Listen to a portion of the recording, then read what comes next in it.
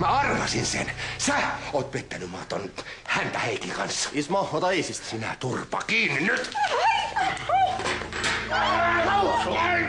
Tästä irti! Tapaa sun! Ossi, päästä Ismo! Etä sä tee mitään pahaa, ethän! En mä voi jättää sua tongassa kahdestaan. Kyllä mä selviin. Mene nyt. Selvitään Ismolle koko jutun.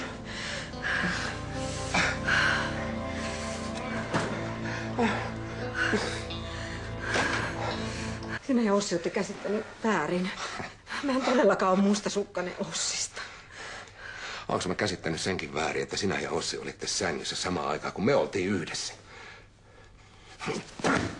Mä olin tosi huonossa kunnossa silloin. Sä jätit mut yksin. Ja niinpä sä käytit tilaisuutta hyväksesi. Päästäänkö se hivelemään Ossin komeita lihaksi? Se taitaa olla oikein petovällyjen välissä. Voi helvetti! Vähän toista luokkaa kuin meikäläinen. Niinkö? Lopeta! Mä olin Rikki, Rikun ja Annikan takia. Ossi todellakin lohdutti mua. Sillä välin, kun sä olit jossain pelaamassa mun rahojani.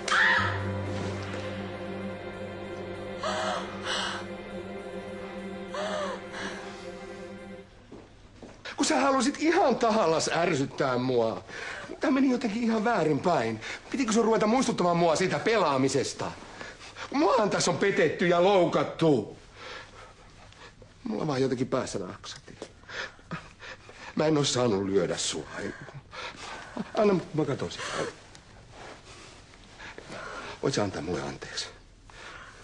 Voitko? Tää ei tuu toistumaan. Mä lupaan sen. Mene pois mun kodista.